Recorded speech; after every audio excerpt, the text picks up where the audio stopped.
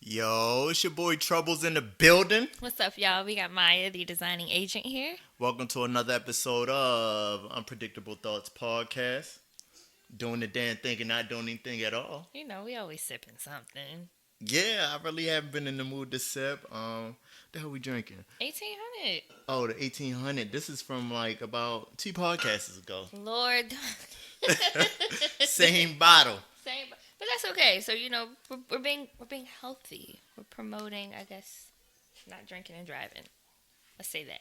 I, You don't care. I drink responsibly and That's drive a good. I like that responsibly. answer. Yeah. You're drinking responsibly. I like that. Okay. I don't know. I just haven't been in the mood to drink. It's just like It's my more- thoughts are so much clearer. Like when I just go without drinking, I just hurry up, write my thoughts down. Because when you normally drink, you gotta do the whole recovery phase. Facts. Technically, I think like your brain is swollen when you have a What? headache, if I'm not mistaken, right? Ooh. And then like you're just so focused on trying to recover and like not being productive in life. So Especially me, like I'm a small person. I typically don't eat all the time. So if I don't eat, I'm fucked. I mean that's women though. Yeah. I mean, statistically speaking, a lot of women don't drink before they. A lot of women don't eat before they drink. That's true. I mean, we just go in for the kill, Yeah. just like always. Yeah, gotta be a little precise, huh? Yeah, but it's been a minute. I haven't been on here. What's up, everybody? I've been so busy, and I feel so bad. I mean, like 8 jobs. Chill out. I picked up a bartending job recently, and y'all know I'm doing real estate full time, so that keeps me like super, super busy. So I haven't been able to dedicate as much time to Troubles and the Unpredictable Thoughts podcast. So I would like to apologize, but I am back in action, and I'm here to get busy with y'all. Hey, you heard it, people. She here to get busy. Any real estate tips or facts? So, I recently just went to a legislative class. For those who don't know, legislative is the law. You do gotta dumb it down for some people. I mean, yeah, because not everybody understands my technical terms. So, I had pretty much an updated law class, and we pretty much talked about, things that's going on in the state of Maryland, laws that just recently passed, and what we can, what we can't do, and shit like that. So, to all my Section 8 tenants, be careful. Because the landlords is cutting back and cutting down. They're getting really, really strict out here. So, that was one main thing. If y'all want to, have a little bit, I'm not going to go into too much detail, but if you guys want some more information, please feel free to hit me up so I can shed some light on these topics for y'all. But, it's just a lot that's happening with the redevelopment of Baltimore City and the housing. As y'all know, a lot of, I don't want to say the word, gentrification is going on in the city. And, I mean, it's a good thing. Sometimes it's a bad thing because some people can't afford it. So a lot of people are being pushed into certain areas. But it's truly happening. So if y'all looking to buy right now, it's the time to buy. Interest rates are like at a very, very low point. I just got a client with a 3.7 interest rate. That is the lowest they have been in years. And then this whole fear of a recession's coming. I don't think it's happening. What that credit score look like, though? Man. If y'all listen, I got credit tips too. What's going on? No, I'm saying for that client to have a 3 point something interest rate, they were in a particular credit. I hope you're not listening, range. but it was alright. It wasn't the best, but it was Okay. alright. We was Alright. able to get the job done. So Okay. I mean, you necessarily do not have to have perfect credit. Like I try to tell people, the minimum to purchase a home or to at least get some type of financing is $580. That's it. $580. Oh wow. Exactly. So a lot of people who think they can't do it, it's impossible, or their credit's not good enough, come talk to me. I'm pretty sure we can work something Hey, out. for all my vets, active duty personnel, talk to her as well. Yes. Hey, Get y'all them VA loans. Yeah, I do got a question about like the 12 stores that shut down up on Diamond Mall. Yes. Does that kind of go into your world as well, the whole real estate? No? I mean, unless Does it affect the area overall? Not really. If no redevelopment is really happening, any property value of anything of that nature is happening, then no. As far as them just shutting down because they don't have police to, secure them, that's not really affecting them. Yeah. If it shuts down, I mean, it may decrease the value in the area, but for the time being, no, it's not really, harming or beneficial.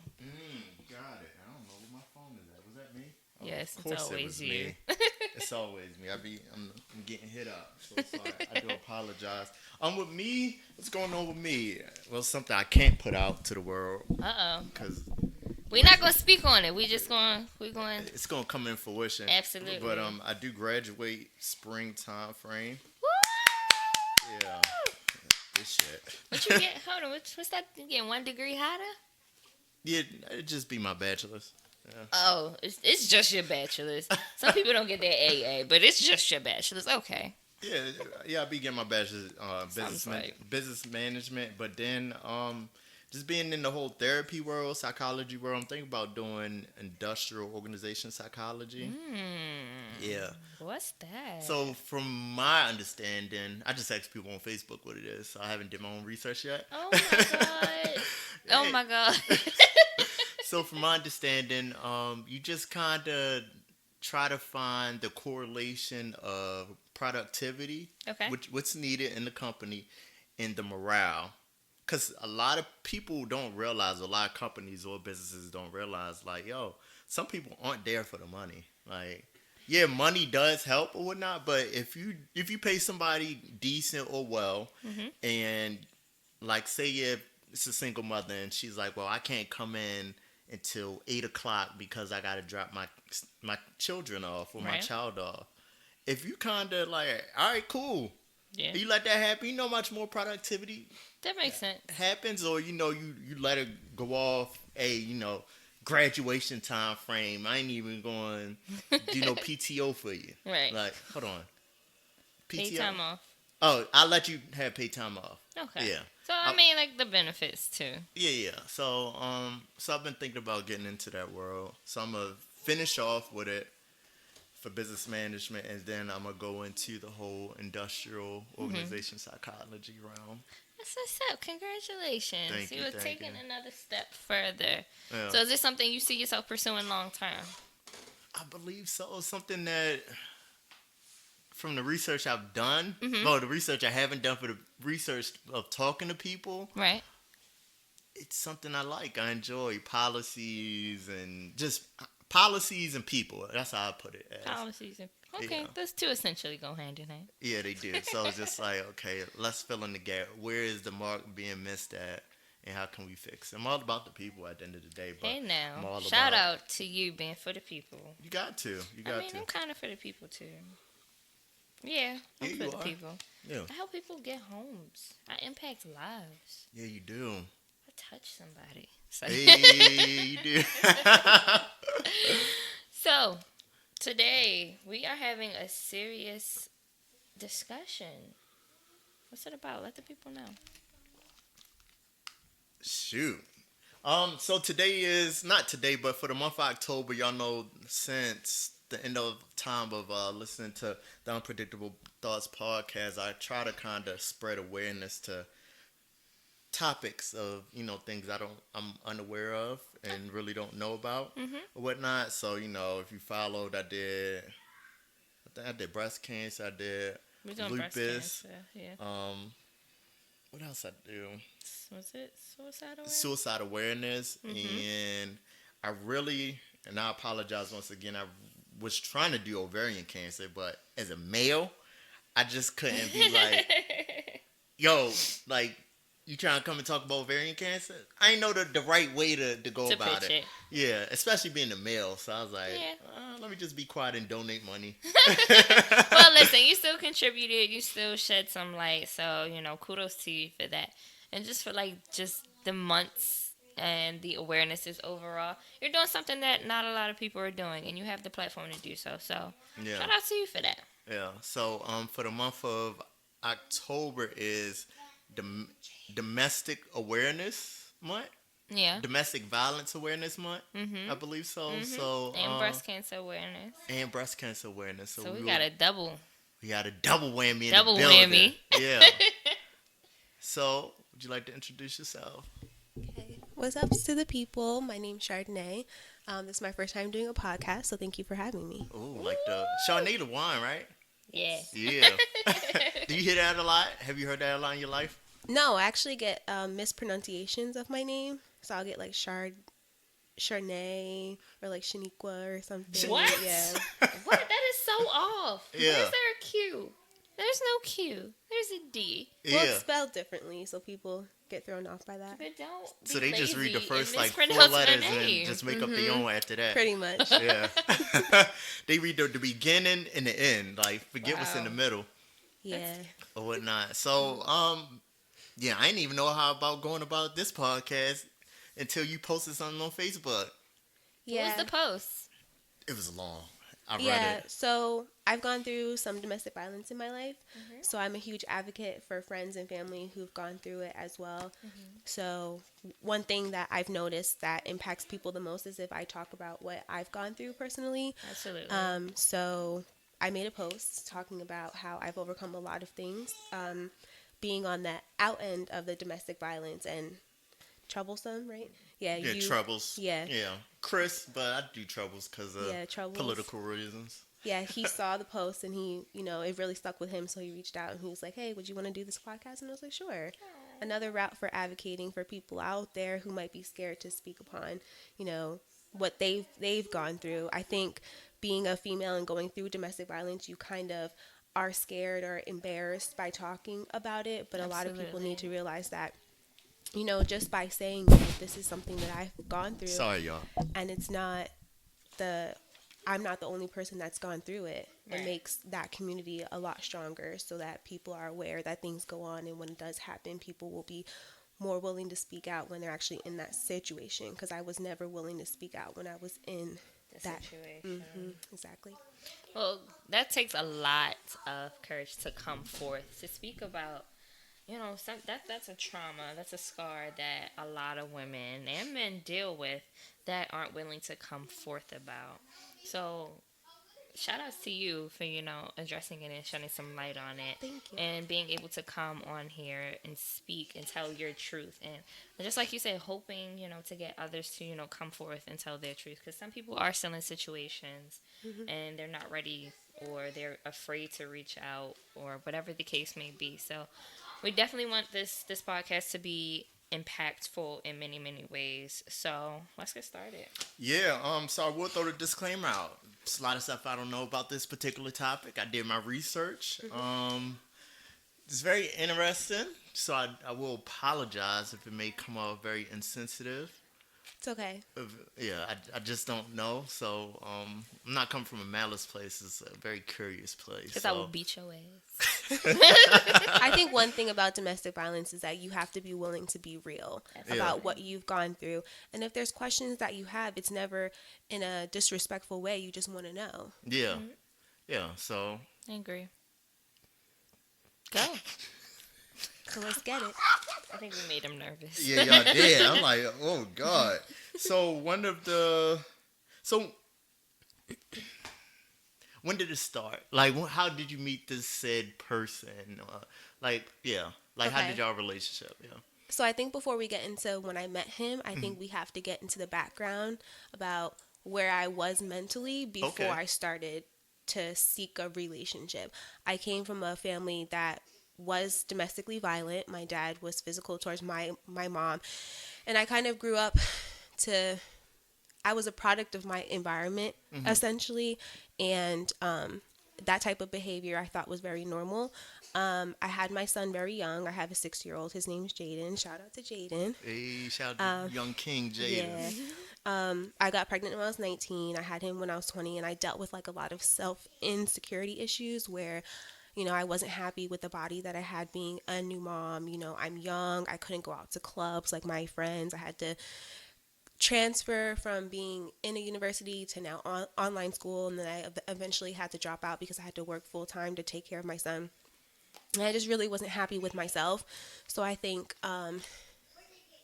growing up and seeing how my mom kind of depended on my dad in the wrong ways, I kind of fell into that pattern where instead of going into myself and seeking what I actually needed as a strong black young woman, I I went to a male. And, there's men out there and women as well who kind of prey on people who aren't happy with themselves. I had Instagram at the particular time. And this guy kept commenting on my photos. You're beautiful, you're gorgeous, DM me, all this stuff. And, I finally reached out and our relationship started, what I thought to be very healthy.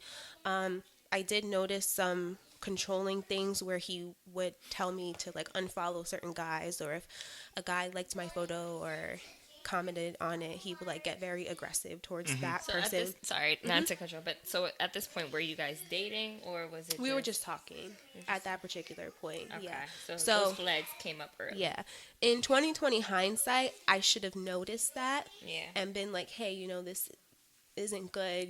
Let's just keep it at a friendship level. Right. But me at that particular time, I wasn't happy with myself, and that attention is what I wanted, because I wasn't able to say like, I'm a boss ass bitch. I needed somebody else to say that to me. Right. Like, you got the sauce. Where now, who I am, I don't need anybody to tell me I have the juice. Like, I know that I have it. Yeah.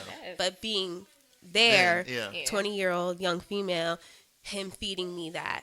I got questions. I mean, to cut you off. So to kind of rewind back, you said it was like within your household, right? So did your father drink and then it would come out, or it was just his lifestyle? Yeah. I think, and this is mostly just my perspective on the situation. It might be other people too. My father came from a situation that was domestic too. Like, his father was abusive to his mom, and So that's all he knows. Yeah, like so behavior. That's all. Yeah. They know, and I think it takes one person to stop that pattern within the family, because acknowledge it first, then you stop it. You got to acknowledge it. Yeah. But if you're not willing to make that change, or even take the steps to be like, hey, something's wrong with me, let me go to counseling, you won't be able to stop that pattern. And for a long time, I thought that behavior was very normal. Now, when you say that, because it's always a twofold with this, right? So it's like, you can either you see it, you acknowledge it, and it's like you accept the behavior because that's what you saw being done. But also, as an individual, you can also put that energy out as well. So what spectrum do you think you kind of fell in at? Both, or I don't know if that makes sense. No, it does. Okay. I think that I was never the person that was physical towards somebody else, but looking back at it, I probably did have a hand in provoking that person, where if I get into arguments now, I kind of have to take a minute to myself. Hey, let's just take a break, separate, think about it, and then come back. I'm that way too. Yeah. That's important. I can't fathom all my emotions that quick. Exactly. Like, and filter it. I know somebody can. Oh my God. Yeah. Where like before, if me and my ex got into an argument, I would be like, no, we're going to talk about it now. And he would walk away, and then I would be like, no, and then follow him around and everything else. And, that definitely was a contribution to provoking him too. At that time, did you notice that you were doing those things? Or it was just like, no, we're going to address this right here, right now? No, I don't think that I noticed my toxic behaviors. And I think going to counseling, and, I'm a big advocate for counseling too. So, I think a lot of people are afraid to speak upon counseling or are embarrassed by it. And I think that, it is a route for people to kind of have conversations with somebody who won't judge you, because you can't always go to your mom, your sister, your friend, your boyfriend. Once you tell them about someone, like, that's it. Oh, girl, what's wrong with you? Right, that's it. Yeah. They may not have the proper tools to educate you on, your behavior. So it's just one of those things where it's like, you may have to seek professionals. You want to see, somebody that's close to you to be vulnerable and open up, but it's just like they may be going through just of a bad situation themselves, and it's like, they can't help you. So yeah. So like with my counseling, I've kind of identified things that I wasn't doing right. And I kind of have to always look in the mirror and self-check and be like, hey, girl, get it together because, you know, you're spiraling back in this situation. And I think coming out of domestic violence, it's a process. It doesn't happen overnight. You don't just all of a sudden wake up and be like, I'm cured.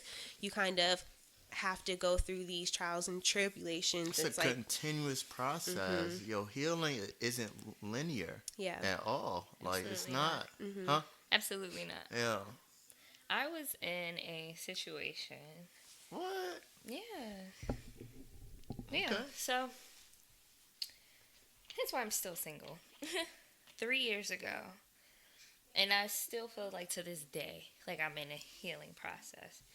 Because that was one thing I did need to know. I need to learn my toxic behaviors and how I contributed. But I also had to remember, like, okay, what I did and how I felt about certain situations mattered. Because that was one thing I would always, like, I guess people say make excuses for the other person. Like, oh, well, it was because I did this. And try to blame myself in certain situations when I really had to hold the other person accountable as well. Like, when I say it got bad, like, to the point where we had to go to court bad. Because we were living in the same residence. So, like, it got bad. Like, it got physical. We had to go to court. Like, restraining orders was filed. Like, it got to that point. And that's why I chose to be single for so long. And just like you said, it takes that person to come forth and speak about it. Yeah. Like, he didn't even know. Like, we've been podcasting for a minute now. Yeah. And but this is his first time hearing about it. I mean, like, if I'm dating someone, I let them know, like, hey, I went through something. So if I display this or if I show this, or if I ask this, it's because of what I previously went through. Exactly. So and it's not always a red flag. You're just I'm just I'm letting you know, like, if I'm this way, like, it's because of this. Yeah. Like, if I'm standoff, it's because of this. Like, it's for a reason. Like, I'm not saying it to make you feel some type of way or whatever, but I did learn to pay attention to red flags after that fact. Like, it got really bad, and I didn't know who I was for a long time because I had got so consumed in the other person. Like, I felt like I honestly lost myself. And it got to a point, my mom, she was just like, yo, you were not raised this way. Like, different from your story, how it was in your household, that never happened around me. So she was so confused as to how I let it go on for so long. Because it was going on for like a year before I actually said something. And it was just one day I was just like, I couldn't take it anymore. And after he threw my keys in the woods and I had to go find them. Got keys for days. Yeah. After I found them, I pulled off and I left. Like, I had cuts. My lip was busted. Like, I had to go to the hospital. I had braces. Like, my lips was stuck in my braces because he hit my face. Like, it got really, really bad. And that's when, like, I had to file a restraining order. And we were, like I said, we were living in the same residence. So, and it sucked so bad because I was a leasing specialist at the townhome community that I lived in. Right. So, I had to go and tell them that. Like, this is why I'm taking my name off the lease. Like, this is, like, I'm signing over all my rights. Like, if he wants to stay there, he can stay there. Like, but technically everything was in my name because I was living there. I got a discount for working there. So that one was truly embarrassing. So I truly understand. But coming forth to my family was honestly the hardest part because they were just like, oh, you were not raised like this. So it takes a lot. It truly takes a lot. And the healing process is not quick at all. So, Chardonnay, the guy wasn't your child's father, correct? No, he was not. I had my son, and me and my child's father went our own separate ways, and I think that kind of put me where I was emotionally, where I wasn't happy with myself, because I would always think, what did I do wrong? Did he display any, like, the time that y'all were together? Did he display any, like, Yeah, I can say 2020 hindsight, I could definitely say that I had a pattern of choosing abusive guys. Yeah, that's how I was trying to go with it. Yeah, and I think coming from, again, like, the products of where you grew up, where you think that's normal, where my dad was a very controlling person. He was very like, why are you doing this and why are you doing that? And that's not what I want you to do. I want you to do this. And traits that I saw from the only male figure at that particular time that I was in love with, being my dad, I thought that was very normal. So I chose guys who, you know, displayed those things, not thinking like, hey, this is a situation that, you know, could become domestic or abusive or whatever the case might be. And along with counseling and talking and, you know, being able to speak up. And like you said, I think one thing that resonated the most with your story is that you have to be willing to say, like, you know, I'm not perfect. This is what I'm dealing with. This is what I came from, and meet that person that can kind of align with what you're going through. And in the relationship that I'm in now, shout out to Attention Junkie, my boyfriend. Yay, shout out to that man. Yeah, he's a cool dude. When we first started talking, right off the bat, day one, I was like, hey, this is my situation. I'm not a perfect person. I have triggers, you know. I'm not 100% always secure with myself. 90% of the time, I'm a badass bitch. 20% of the time, you know, shit's going to get rocky. And, you know, he came into it with open arms. He's very understanding. Yeah, I really appreciate it, you know, what he did. And I think it takes a different type of woman to be vulnerable with what she's going through. And I think for a lot of women that have gone through domestic violence, they don't want to say that they've gone through it. They want to be that perfect person again. Without thinking, you know, you can unintentionally put yourself in that situation again. And after I got out, I was married to my ex, and through the whole four long years. Wow. I was in that. I, you know, just wasn't happy with myself. And I used him for a lot of ways to find that confidence within myself. But to counter, you were still going through a horrible situation. At that time, I just dealt with it. Yeah.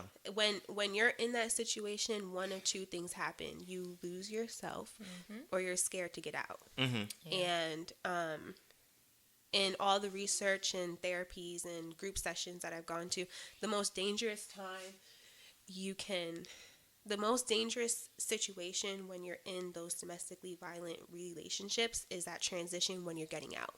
Yeah, I heard it's like It is. 80% chance you may die. Like, I heard it's like a 70-80% chance. Like, that's like the trigger for them. Yeah. So, like, they may put their hands on you. Yeah. Like, bust your lip, bust your head, kill you type of vibe.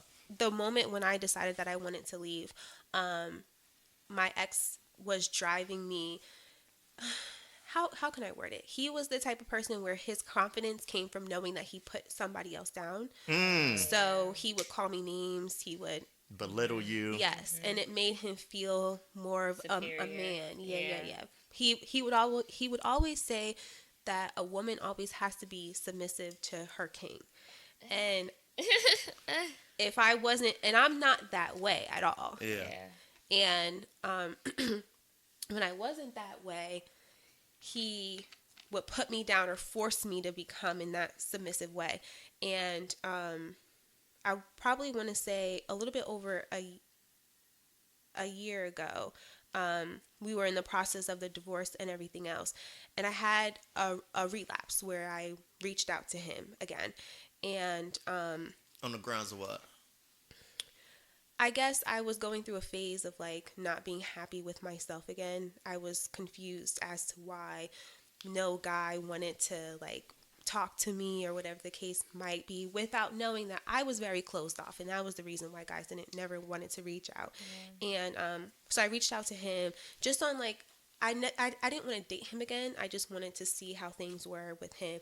And I did that same thing. Yeah, the way that he came across to me was like very demeaning, very disrespectful, and it caused me to become very depressed and borderline suicidal. And at that point I was just like, you know, I have to finish strong with this divorce and completely separate myself from him. because it, it just wasn't healthy.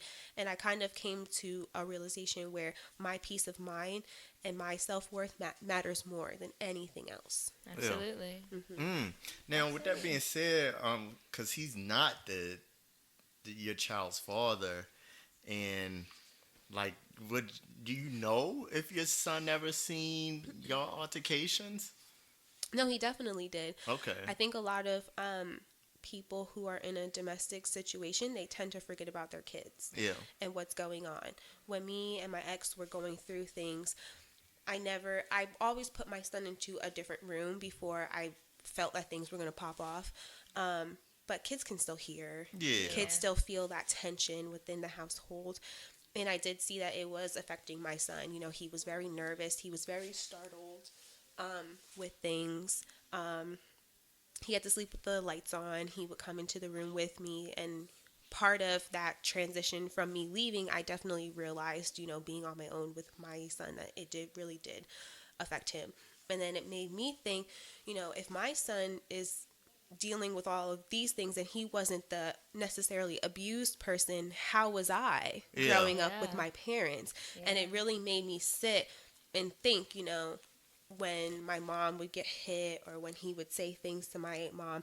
My dad was very big on, I'm one of two daughters, and he was very big on when he was displeased with grades or like you wanting to have a boyfriend, he would always be like, oh, you're a slut or you're a bitch, whatever the case might be. Mm-hmm. Where y'all from? My dad's from a different world. Okay. And hearing how he treated my mom, it really did affect me. Mm-hmm. Now, see, one thing I can say that was different in the stories, like, granted, we had a lot of similarities in our stories just now, but her father was present and my father was not. So the fact that she saw that growing up, and she experienced that, and she was more susceptible to the same thing, it's the same thing as a active father. Yeah. Because I was still susceptible to those same things. Like, she had a man in her life whom she loved as a child. I loved my dad too, but he wasn't present. So therefore, I did not know what was good and what was bad. So therefore, at that point, the emotions and what he was showing to me, I'm not going to say I thought that was normal. I knew it was wrong, but it was because I allowed it to happen. I allowed, because this is just our relationship. Not every relationship is perfect. Like, those are the little things I used to say to keep me going till the next day. Like, and you have to think, like, okay, granted, yeah, my father isn't present in my life, but do I have to continue with this? Do I have to let these things happen? Like, no. If you don't know, you do not know. So I feel as though I was in that situation. Just like they say, like, toxic, like, having, an absent father is that worse than, like, having a present toxic mother. Like, it's like a catch-22. Yeah, so that I feel like it definitely takes, it means a lot in these situations. Yeah, so the research, the many YouTube videos and podcasts I've been listening to about this, can y'all kind of describe, because from my understanding, this shit happen in layers. Like, it happens in steps, right? Yeah. So the first step, the motherfucker's a predator at that point, right? Person's a predator. Then I guess, like, can y'all kind of discuss the emotional put down and, like, the use of, like, certain words that they would kind of display to y'all to chip away from your confidence, your well-being, for you to, I guess, get sucked into their world? So I think before we talk about what a person can do, I think it's important to identify what the different layers of domestic abuse can be. Okay. Of course, there's physical and there's verbal, but there can also be emotional, where, they're chipping away at your own self-worth. And then one that's not too very common is financial abuse. Okay, yeah. Where they won't allow the spouse to work and they'll kind of control where they're going. Like, they'll have to ask, like, hey, can I have $5 to go to the store? For what? What are you going to buy? I never dealt with that because I was more so of the provider in my certain situation. Hey, turn up. Same. Turn up. Same. And actually, what's Same. funny, 2020 hindsight, that's a red flag too. Mm-hmm. Where that person, explain, where that man is willing to sit at home and do nothing and have their wife or their girlfriend. I wasn't a wife. Or, significant other person living in the house, pay the rent, pay all the bills, pay their bills, and pay that person's bills too.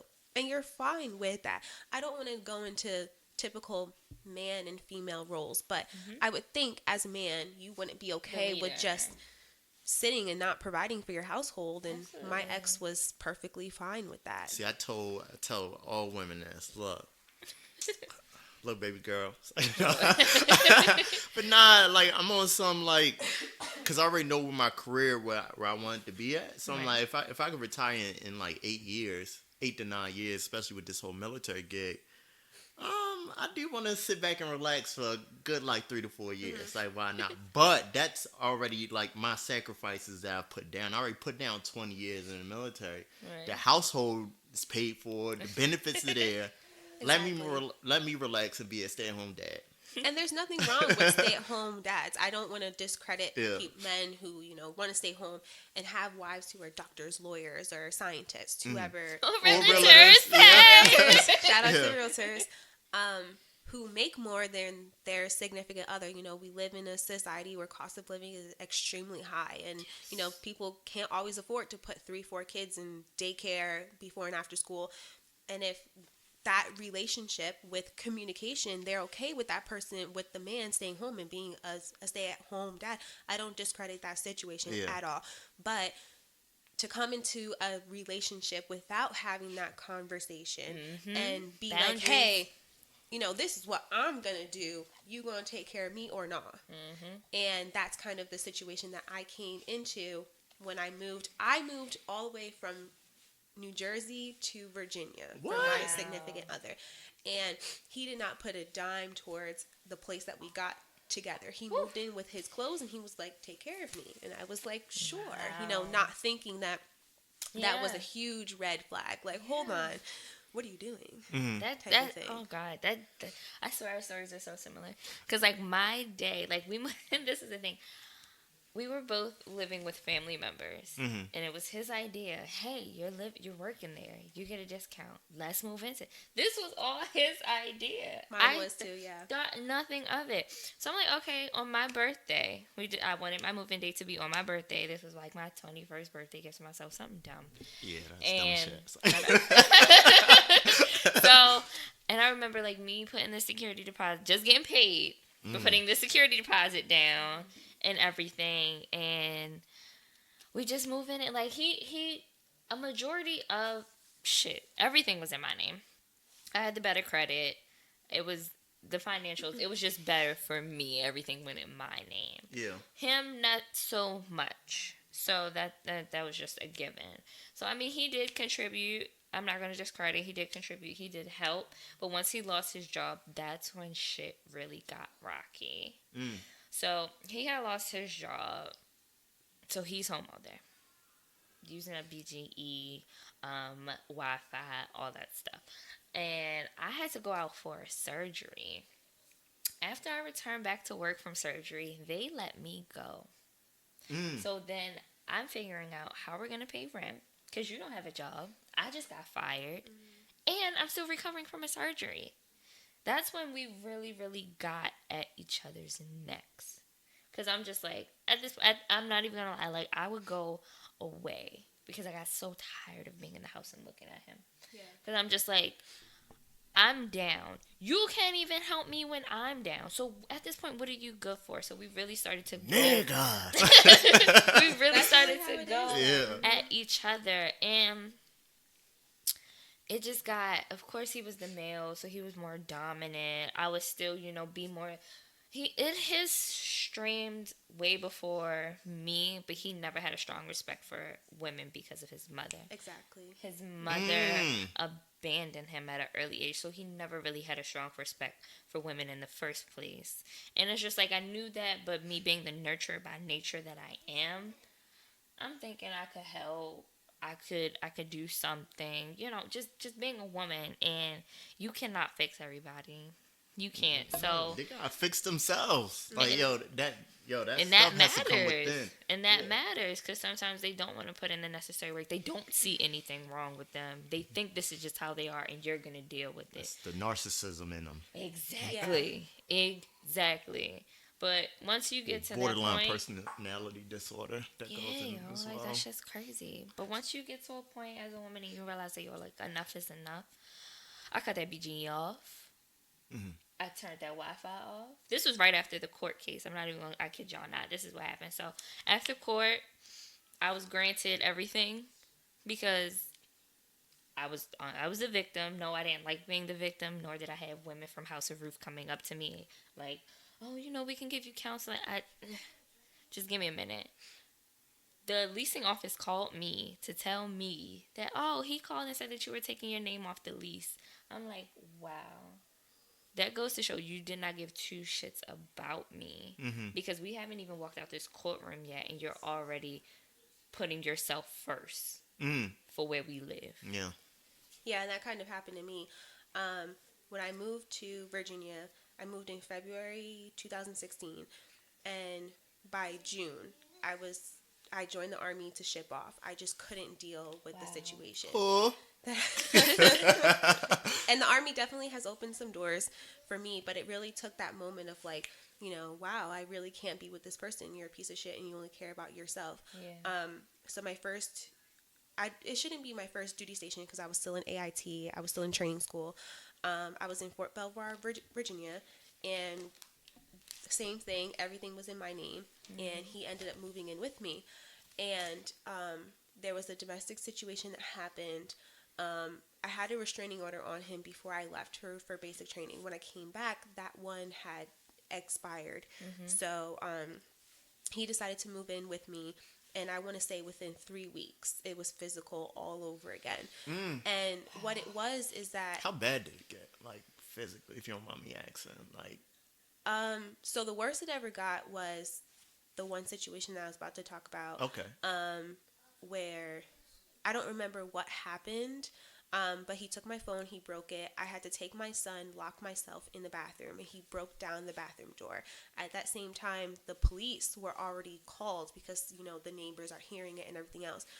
All I remember was that the bathroom door broke down, and at the same time, the police broke down our front door and arrested him. And I had an emergency restraining order placed, which became a permanent one. And we went back to court because we were disputing who should have the residency. Yeah. And when we went to court, he said he had nowhere to live. Where am I supposed to go? They can go move somewhere else. And I'm thinking to myself, I'm a mom with a child. Absolutely. And you're so worried about yourself. Right. You don't even have a job to pay the rent. Right. So what he wanted was to stay there for me to pay the rent, for me to give him spousal support because we were already in the process of getting a divorce. It's like, I have a kid. Absolutely. And my son was like 4. Were y'all staying on base? No, we were off post. Okay. Wow. Yeah. If we were on base, I think I probably would have got it because I was the active duty member. Yeah. Right. But because it was a civil matter, the military really didn't want to put their hands on it. They wash their hands of that. Mm-hmm. Yeah. Wow. So that was my 2020 hindsight. I was like, you know, that was the moment where I was like, you know, I can't be with this person if you only care about yourself. Yeah. Right. That fuck you moment. Cause I think this is about to mess up my timeline of my question. So you went to basic, went to AIT, got out. You already, AIT is your MOS school. Yeah. So you got stationed in Fort Belvoir? So I'm a 68 kilo, which is a medical lab tech. Our training is a year long. Oh, so okay. 6 months was in Fort Sam Houston out in Texas. And then my phase 2 was in Fort Belvoir. Mm-hmm. So I'm considered permanent party at that point, but I wasn't actually permanent party because I'm still in training school. So that's where everything happened. And then my first official duty station was here in Maryland. But at that time, you was already We already had filed for the divorce. We had did the separation agreement, so that like is what triggers. You have to be separated for like a year first. Yes, Virginia law is that you have to be separated for 1 year. But the problem was that when I moved here, I had to establish 6 months of residency, so that added like a weird time frame in between everything. So I had to wait about a year and 4 months before I could actually file for the divorce. Same situation. We fought about spousal support because I made more than him. He wanted like 30% of my pay or whatever the case may be. You're broke. I'm like, you're broke. This broke nigga really wants my money. When I'm about to be a single mom all over again, I still have to take care of my son. He was like, he was so focused on himself. He still had that mentality that I needed to submit to him, even though we were separated in the process of the divorce, and it kind of showed me what type of person he is. Where the opposite from your situation, he had abandonment issues because his dad left. And his mom, although I'm not going to discredit her for being a good mother, because she did take care of her boys, but she never put that in their head that they have to respect women. She kind of just let them do whatever they wanted, and they disrespected her, and she was okay with it.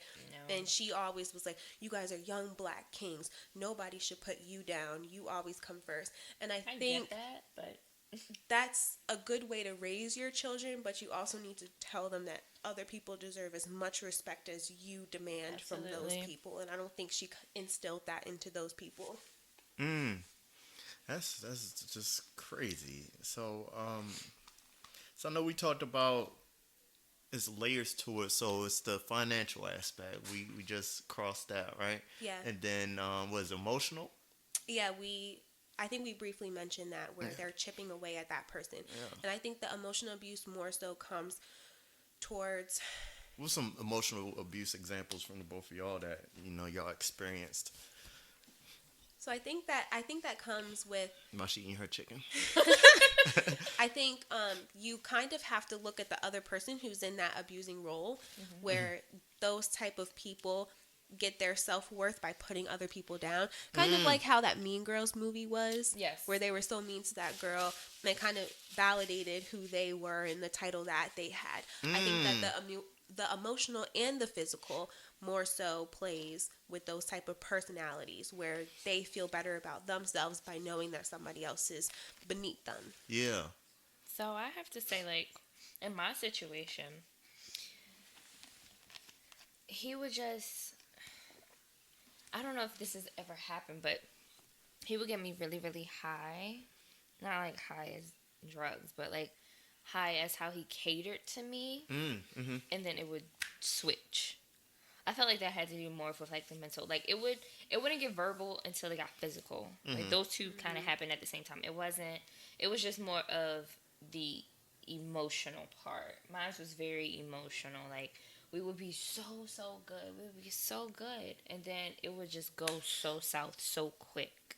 So my question to you, I just learned this in the therapy world, so. Go ahead. So do you think he would, not think, let me put an example out there. Would it be like, he'll love you to God's, to the end of the earth, and you just felt so good, like you're on cloud 9, and then the next day he just snatch it, like he don't even know you?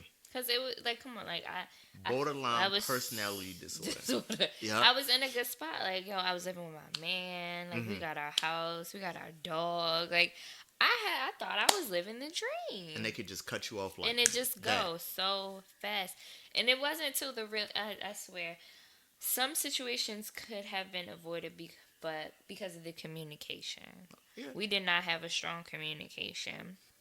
And both of us having missing parents in the household, neither one of us was really stable in who we are as individuals to the point where we could have came together to live in a place together and cohabitate positively. It wasn't good for either one of us, and it really took a toll on both of us. Yeah. His a little bit more aggressive. I wasn't that aggressive. He was more the aggressor. And it just got to a point where I couldn't no longer deal with it. So I felt like my aspect was more emotional. I think with me, it was kind of the same thing where it was physical and emotional as well. Mine were very distinct. They weren't put together. It was either I was dealing with the emotional abuse for long periods of time. And then when I got to a point where I wanted to fight back and be like, no, you can't treat me this way, it immediately got physical, where it was like, no, bitch, get back in your spot. Right. Like, it was so wrong for you to stand up for yourself. And that is so important, yo. If you're saying how you feel to anybody and they completely disregard you, yo, cut that person the fuck off. Yeah. Because if you can't express yourself and something that's bothering you, and you're not trying to be, diminishing or whatever the case may be. Just want them to understand. You want them to understand. And comprehend. And they don't want to do that. Yo, that person's not for you. Friend, boyfriend, girlfriend, mother, sister, they cousin, toxic. whoever. Exactly. They ain't for anybody at the end of the day. Exactly. They're not for anybody. And that's something I had to learn. Yeah. So one thing that my ex would always say was that when I wanted to speak up and say, like, no, this is how I feel when you do this, he would always feel like I was disrespecting him.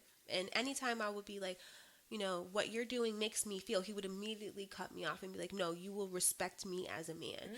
And I feel like, in the relationship that I'm in now, my boyfriend always lets me speak my mind, even if it's something that's, he would consider very minor. Right.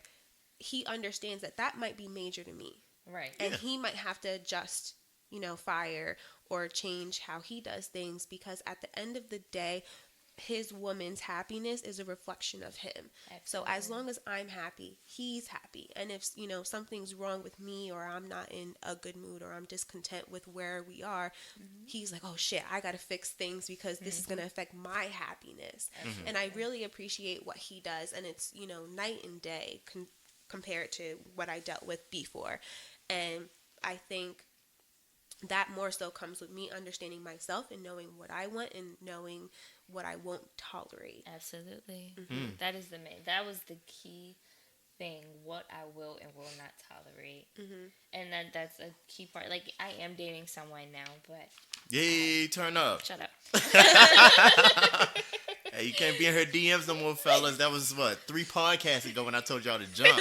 If y'all ain't jump, when y'all jump, then that's on y'all. You snooze, you lose. Right. Yeah, I told y'all, I was like, yo, shoot y'all shot. Hey, that is what it is. It's like a complete 360. Like, I have someone that lets me voice how I feel. Like, I feel confident enough to come forward and speak. Sometimes I still get timid in situations because I am afraid of the other person's reactions. But it gets to a point where I'm not comfortable when it's still inside me. I'm like, no, I gotta let this shit out. Yeah. Like, I have to let it go. So it's stepping. It's like baby steps. But yo, you get to a point where you'll be like, enough is enough. Yeah. And I feel like you're at that point now because you can speak calmly about what happened to you and you don't tear up. I'm pretty sure we all were at that point where we would speak and we would just tear up. That shit it hurts. Like I said, that was a trauma. That was a scar that we had and we dealt with. But I can tell that you're happy now. Shit, I'm happy now. Yay! That's all that matters. And that's all that matters. Yeah. Now, during your times of you wanting to leave, right? Like, I guess you were planning these things out. Statistically, it says like 8 times before, it actually happens, right? Yeah. Give or take, right? So maybe we'll just say in the first handful of times, did you actually want to leave or did you just want him to stop? So my situation was a little bit different because when the first incident happened, a lot of stuff was broken in the house. It got the first time he was ever physical, it wasn't like a baby physical. It was full blown. And I was like, shit, I didn't know you were this person. So the military, thank God, was, a good out for me. I had to set up where my son was going to go. So he was in a safe place. So the first time should have been my only time getting out. Yeah. When I got out of basic training, I found out that he cheated. He actually flew out to Hawaii to go be with somebody else. And I'm like, wow. Yeah, and we were, married at that point. So I was like, you're that ballsy to go to Hawaii to go be with somebody else. Yeah. Right. But I forgave him and took him back again. But it was long distance because I was in Texas. So I was 2. when I was at Fort Belvoir in Virginia. I took a MAC, that was 3. Then we started the process of the divorce. I had that relapse where I reached out. That was 4. And that's when it became a point where I was having those suicidal ideations because I was just at a point where I wasn't happy with myself. And I thought that if I wasn't with him, then I couldn't be with anybody else and nobody wanted me. And why am I here, you know? And I think that was the moment where I was like, you know, I definitely can't be with this person. So yes, give or take, it doesn't always happen the first time. Yeah. I think one thing that's very important to note is that no matter how many times you relapse and go back to that person, it's not a mistake. It's a learning process. I never like to say that I'm a victim of a situation. I was just a woman who went through shit, and I learned from it, and I'm stronger. Agree. It's the name of the title, just a woman that went through shit. Agree. And nobody can tell you to leave. You have to make that decision for yourself. Absolutely. You have to be like, you know, I'm done with this person. I want to stay away from this person, and I want to better myself for somebody else, if that's the case, or just by yourself. Right. There's nothing wrong with, you know, being a strong, black, independent woman who's by herself doing boss-ass things. Hey. I'm a boss-ass bitch. I'm in a total agreement with you. Like, it wasn't the first time, it wasn't the second time, it wasn't the third time. It was a few times when it got to the point where it was like really, really bad that I was just like, you know, fuck this. I'm gone. I had to fake an asthma attack and everything, but I got the fuck out that house. And I pulled off, almost backed into somebody else's car, but because I didn't want them to follow me. But I got away. I even had my family go to my house and get my stuff, and they was praying they was there because they was gonna whip his ass. It was what they wanted him to be there, but he wasn't there. But they got my stuff, and I never returned. I don't think it matters how many times. I think it just matters when you make that decision that you're never going to go back. Yeah. So is it? Yeah. I mean, but it has to be the last straw because, you know, we can't put down like this person wasn't your person from the beginning. Before all the and that's so hard. Yeah, before all the emotional, physical abuse happened. So that's why I posed the question of like, in the beginning, I guess when this emotional, physical abuse was happening, did you really want to leave, or did you just want him to stop when you were kind of seeking resources and going through stuff?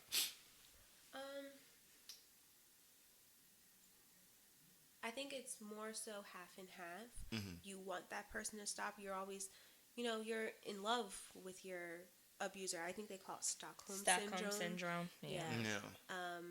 You're obviously in love with that person and you want things to work. You know, I was married to my ex. You know, I didn't want to get a divorce. I was scared of divorce because everybody in my family gets divorced, and I didn't want to be another black statistic, pretty much. And I think me going back, I tried to make it work. And I think that as female, or even as men, you kind of give that person that shock where I'm going to leave. Are you going to change? Because if you don't change, I'm going to leave. And test. Yeah. And they either change and things work out, or they don't. 9 times out of 10, they don't change. And, you know, there's women out there who are on their 8th, 9th time of getting out and don't make it out and get killed. Yeah. And I think it's important to note that not everybody does make it out of their situations. I think that women go through phases where we want our person to change, we tolerate it, and us as women, we kind of get to that point where we're just fed up and we just don't care anymore. Where, you know, our pestering kind of stops. Where were you last night? You just don't care anymore. Like, my ex would be gone for days, and he would just come back, and I would just be like, right. It is what it is at this point. I just was so fed up with the situation.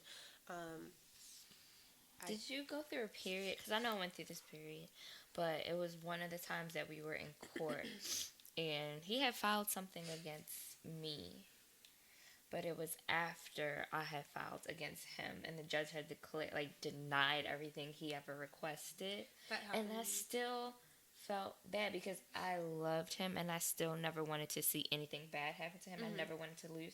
Even at that moment in court, I still felt bad. I never felt bad when he went back and filed something at me.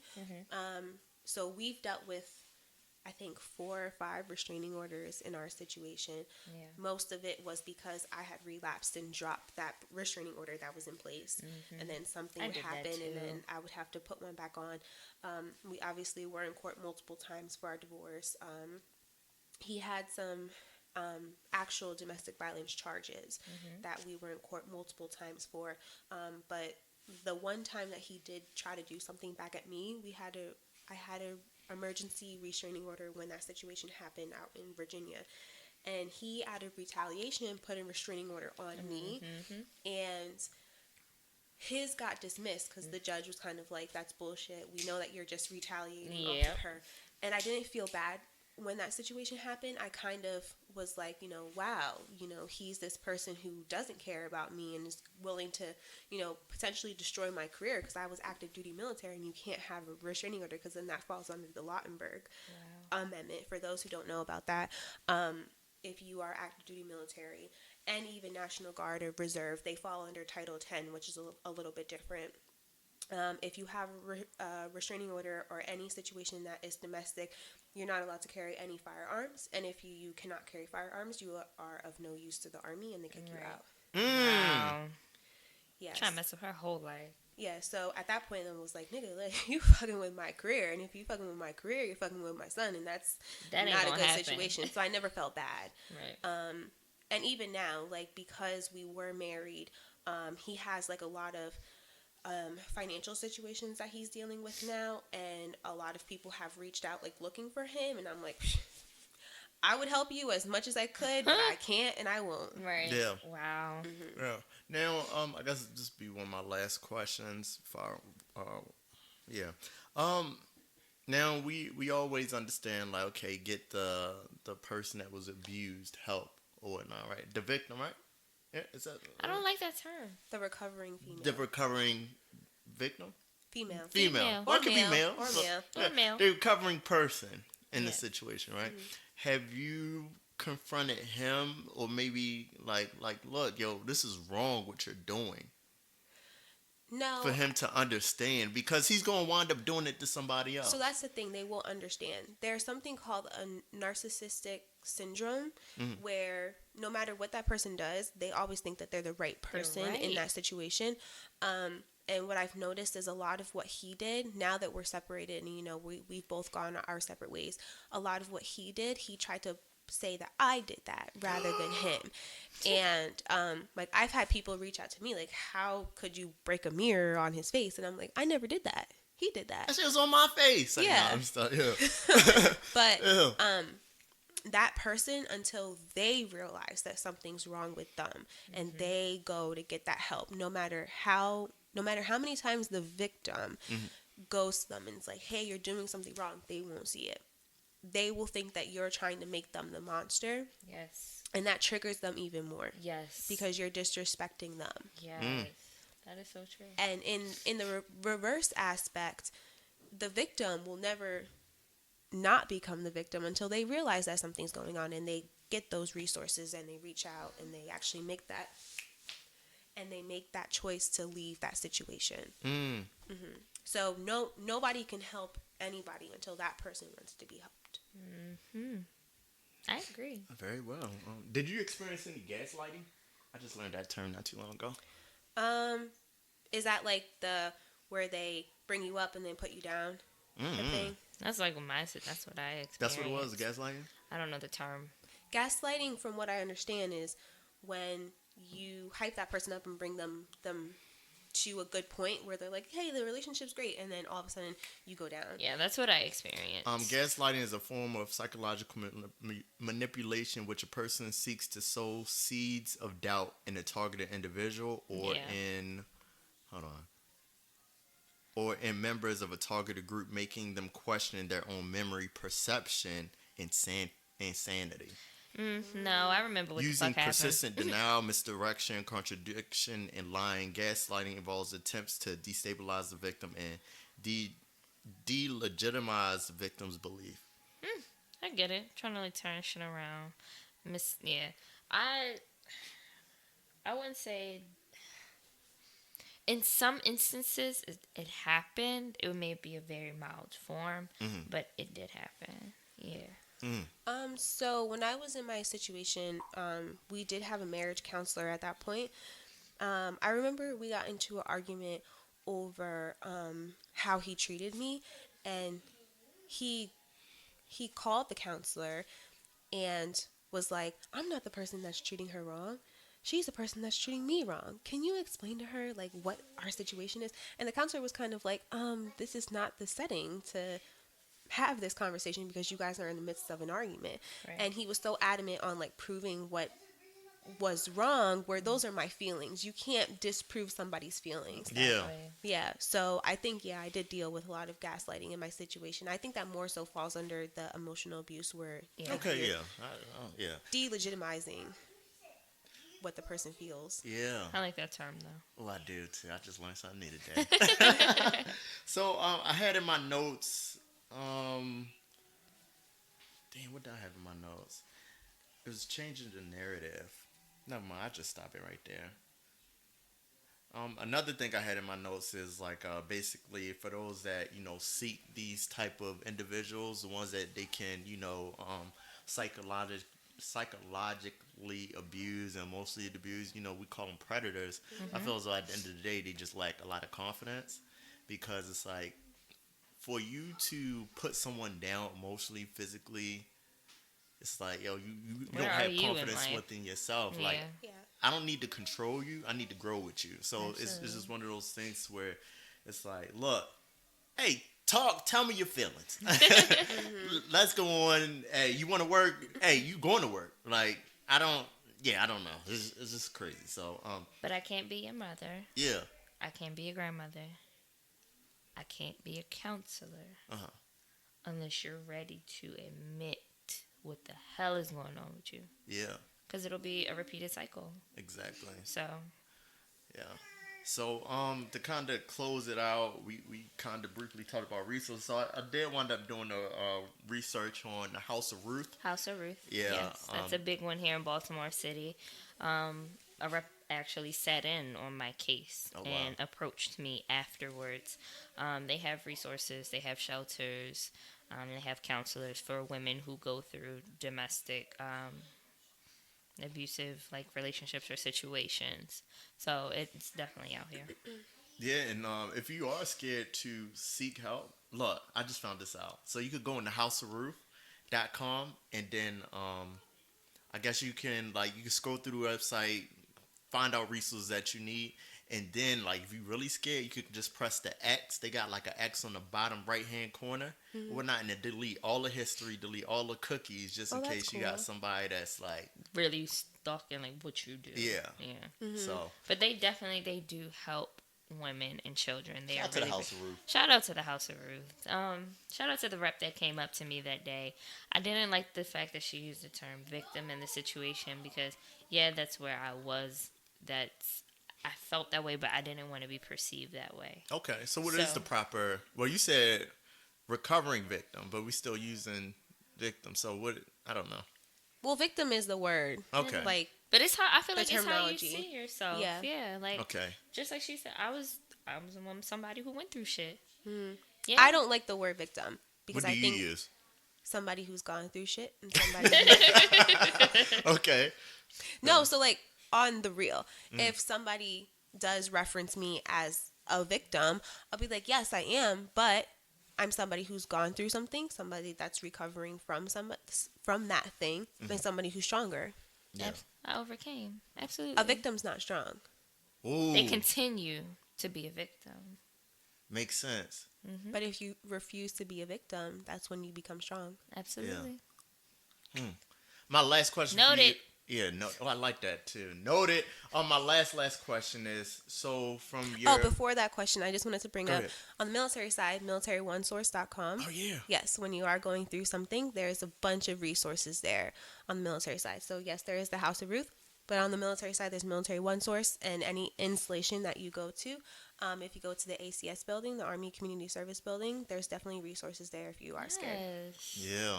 Yes. Hey, turn up. I'm just end it right there then. I want your last question. What is it? My last question for you is that you were saying that you would pick wrong guys in a sense because of you know what you saw in your household. When did it come to a realization with your current boyfriend now? Like, of course, he's different. You're not going through you know your past situation. How did you know? I don't know how to pronounce it. I don't know how to say it. How did you know he was different? How did I know that he was? Why are you willing to accept it? Because at one point in time, you were just accepting the bad boys, right? Mm-hmm. And you're like, okay, he's different. Mm-hmm. So what drawing you to accept something different now? Self-worth. Okay, like it. Where? I need to rephrase that question. That shit was too long. No, it's okay. Yeah. I got what you were asking. I guess a better question could have been, when did I realize that I was done following the pattern that I was dealing with? Yeah. When I realized my own self-worth. Mm-hmm. When I was like, I don't deserve that. I deserve to say what I feel and feel what I say and have that respected. Yeah. When I first connected with my boyfriend, I kind of laid out like, hey, this is my situation.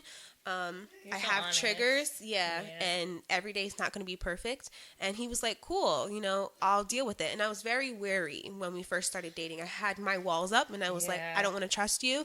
Mm-hmm. And the first time an incident happened, I don't know, he like commented on some girl's picture, like with the eye emoji or some shit. And I was like, what the fuck is this? Right. And he was like, whoa. And I tweaked because it put me back in that mindset that I dealt with my ex.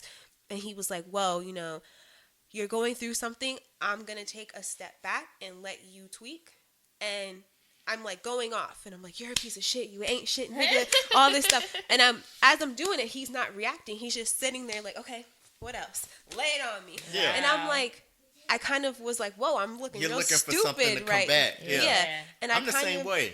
I could just look at you in your face. Yeah. And be like, and I kind of was like, I'm not getting anything from this. I'm looking real stupid right now. Wow. And I think that's the moment where I was like, okay, he's different. And we sat down, and I think we had like a 3-hour-long conversation where he wasn't happy that situation happened, and he did feel disrespected because I was calling him all these names, and he's not that type of person. He's like, but I understand where you were coming from. Yeah. And when he said that, I was like, wow.